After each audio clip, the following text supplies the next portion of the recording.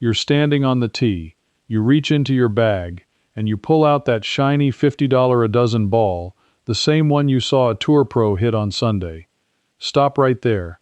That ball is quietly wrecking your game. I spent years doing exactly this. I bought the most expensive golf ball on the shelf because I thought better players use it, so it must make me better. I was wrong, and I have the scorecards and the empty wallet to prove it. Here's what I found when I finally tested it for myself. The ball most high handicappers play actively costs them distance, adds to their slice, and drains money they never needed to spend.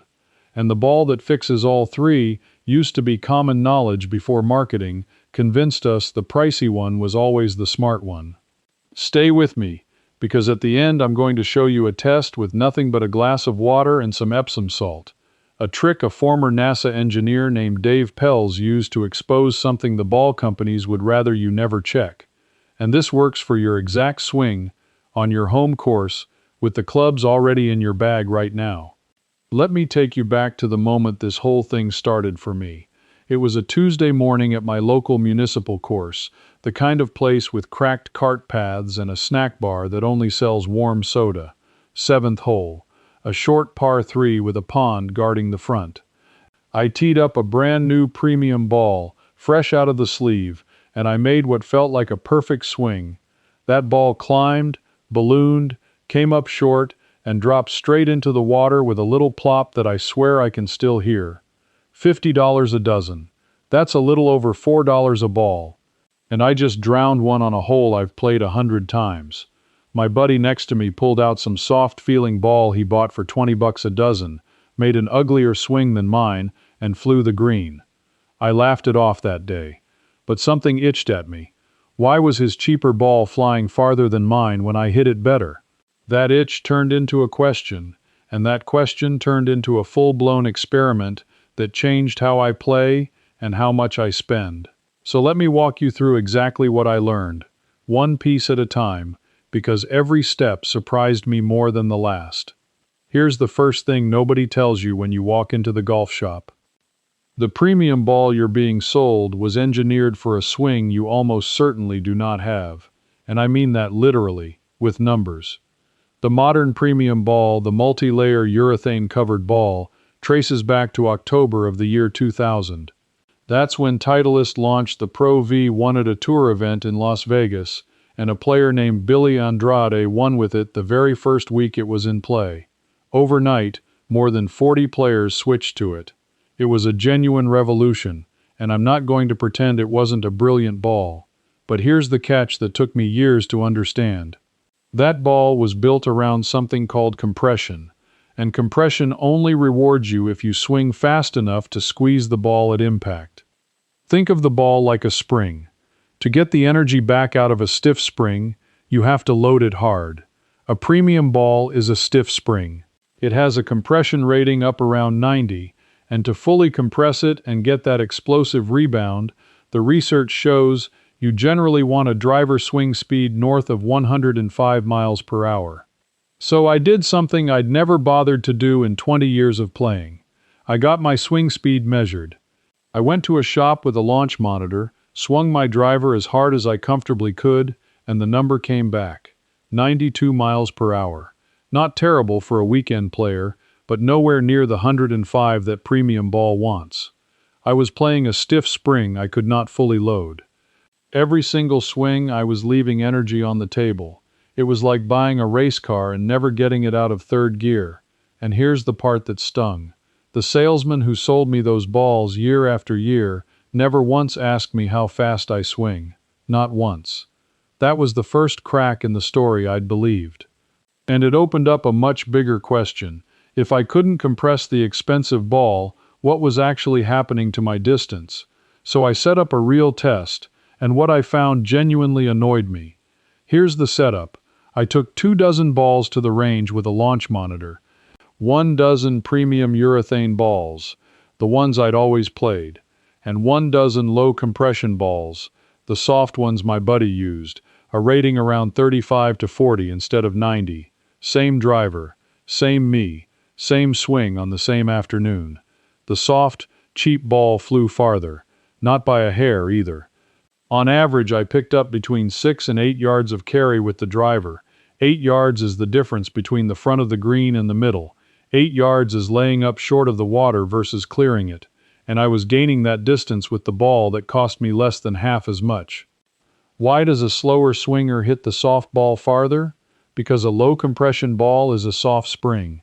My 92-mile-an-hour swing could actually fully load it and get the energy back.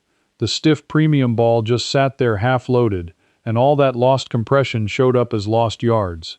Independent testing outfits have confirmed this over and over. For swing speeds under roughly 95 miles an hour, low compression balls carry as far or farther, especially in cooler weather when balls get even stiffer. That cold weather point matters more than you'd think. On a 50-degree morning, a firm ball gets firmer and even harder to compress. The old-timers knew this. Before all the marketing, players kept a ball in their pocket to warm it up, because they understood a warm, soft ball flies, and a cold, hard one doesn't. That was common knowledge once. We forgot it because a shiny box told us to. So now I had distance figured out. The cheaper ball was winning. But distance wasn't even my biggest problem on the course. My biggest problem was the same one that plagues almost every high handicapper alive: the slice. That ugly banana ball that starts left and sails right into the trees. And what I discovered about the ball's role in my slice made me want to throw my old golf balls in the trash. Let me explain what a slice actually is, because once you understand it, the ball choice becomes obvious. A slice is side spin. When your club face is open relative to your swing path, you put sideways rotation on the ball, and that spin curves it hard to the right for a right-handed player. Now here's the thing. A premium urethane ball is specifically designed to spin more. That's the whole point of it. Tour players want that extra spin so they can stop the ball on a dime around the greens and shape shots on purpose. But I don't want more spin. I'm not trying to spin the ball. I'm trying to keep it in the same zip code as the fairway. And that premium ball was taking my already open club face and amplifying every mistake. More spin means more slice. I was paying a premium for a feature that was making my worst shot worse. The low spin, low compression balls do the opposite. Their firmer covers and their construction are built to reduce spin off the driver.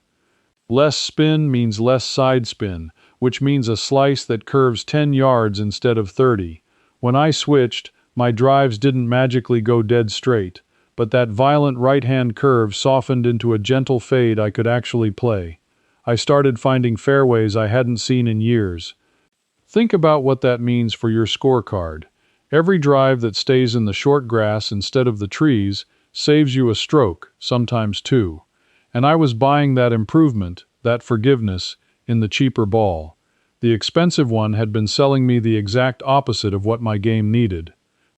This is where the itch turned into something closer to anger, because I started to realize the way these balls are marketed has almost nothing to do with helping a player like me. The commercials show tour pros spinning wedge shots back off the green. That's a beautiful shot.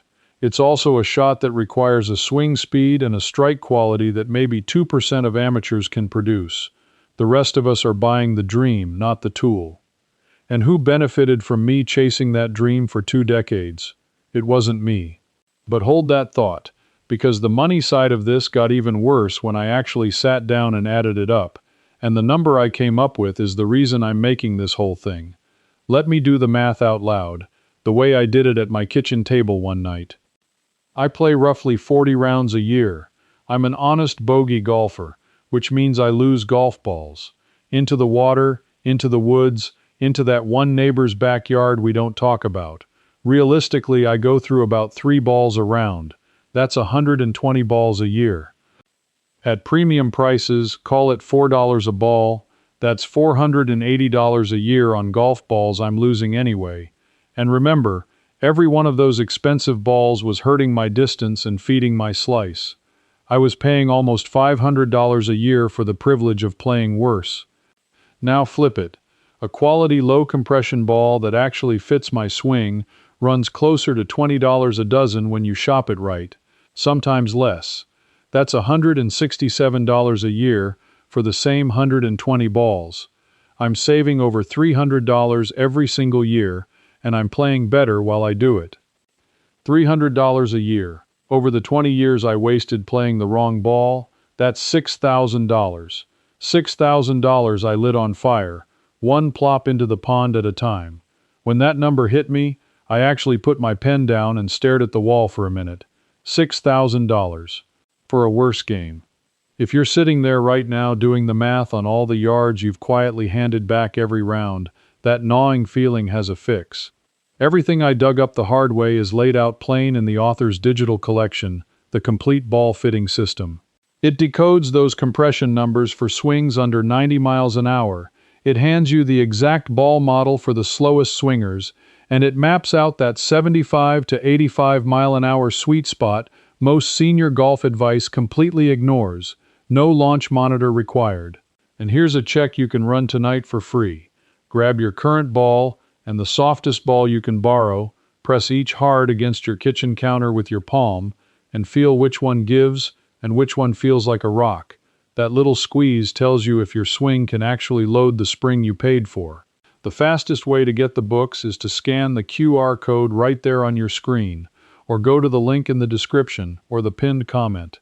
Every one of those yards is leaking out of your game this very round, so there's no reason to keep guessing.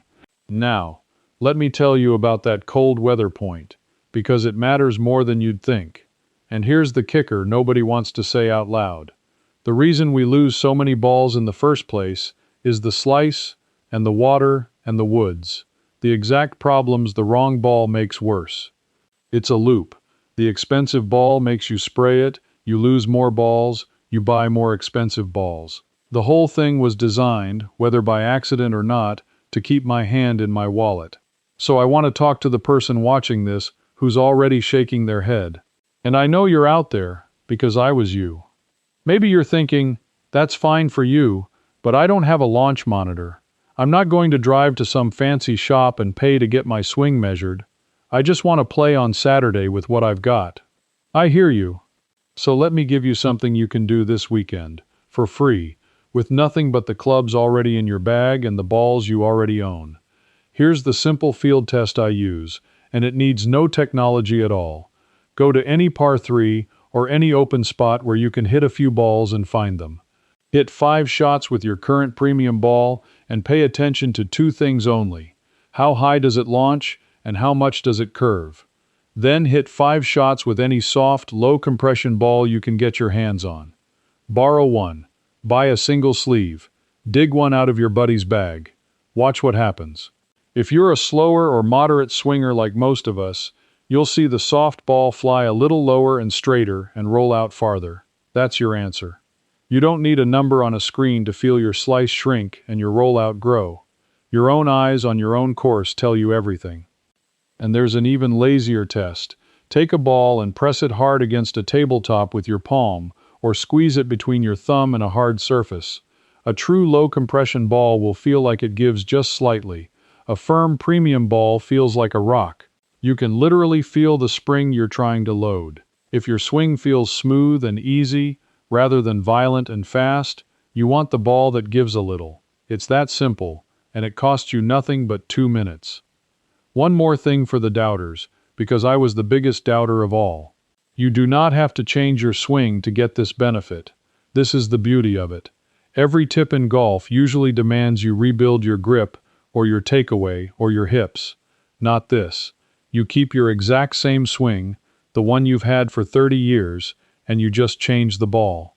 The improvement comes to you. That's why this is the first thing I now tell every friend who asks me how to get better. Before lessons, before new clubs, before anything. So by now the picture was clear. Wrong ball, less distance, more slice, hundreds of dollars gone. I thought I had the whole story. I'd switched my ball, I was saving money, I was hitting more fairways. I figured I'd learned my lesson and that was that. But then I stumbled onto something that took this from a smart money move to something that genuinely felt like a secret. And it's the thing I promised you at the start, the glass of water. The Epsom salt. And the former NASA man who proved that even the ball in your pocket right now might be lying to you. Let me tell you about Dave Pelz.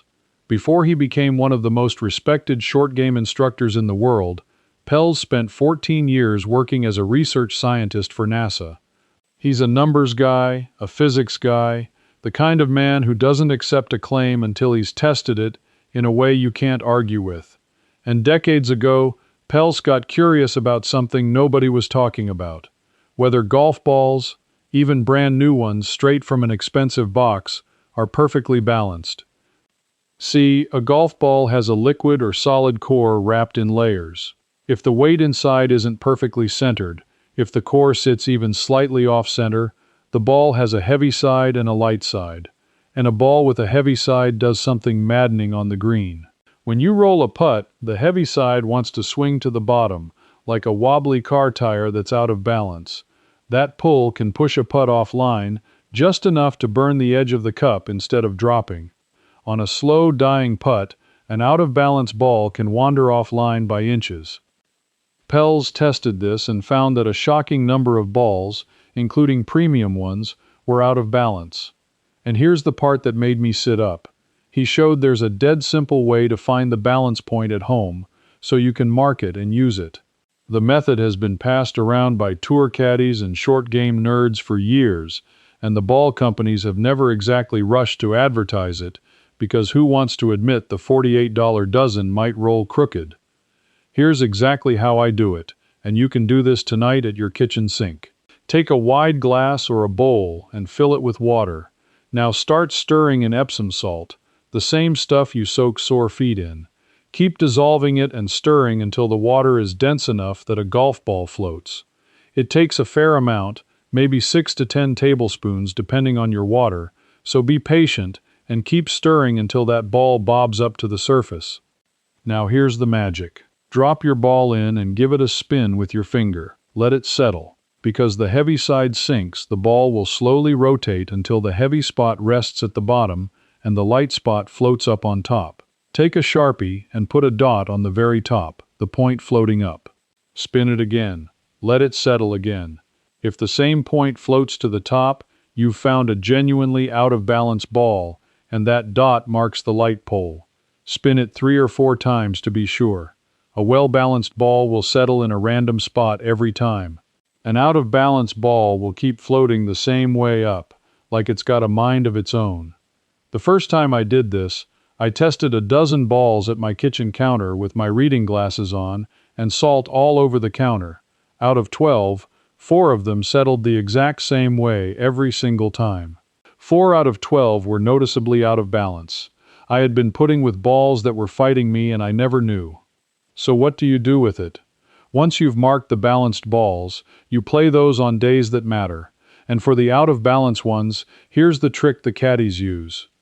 You draw your alignment line through the light pole, the spot you marked, and you set the ball on the green with that heavy axis oriented so it rolls true, heavy side spinning around the horizontal axis instead of wobbling side to side.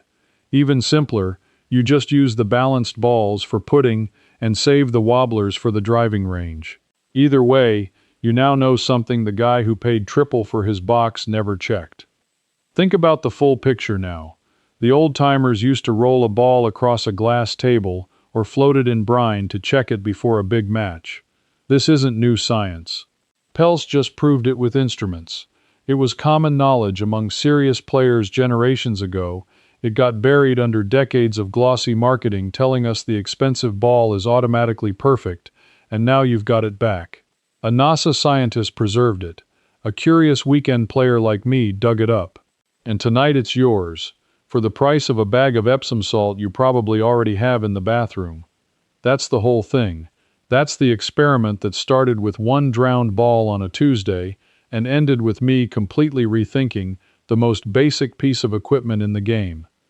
Let me tie it all together the way I wish someone had told me 20 years ago. You don't need the ball the Tour Pro plays.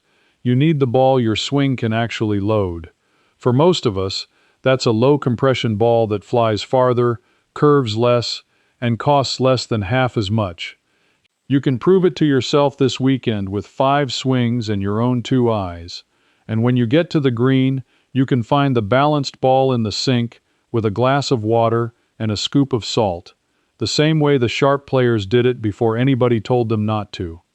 I lost $6,000 and 2 decades of better golf, believing the shiniest box was the smartest choice. Getting that knowledge back didn't just save me money. It felt like getting back something that was quietly taken from me, sold off one sleeve at a time, and I'm not handing it over again. If you're the kind of person who's always suspected that the most expensive option isn't always the one built for you, that a lot of what we're sold is dreams instead of tools, then you already understand what this channel is about. Recovering the practical knowledge that used to live in every clubhouse and every garage before somebody figured out how to charge us for it. So here's what I want to know from you. Go do the Epsom salt float test on a ball from your own bag, and come back and tell me in the comments how many of your balls settled the same way every time.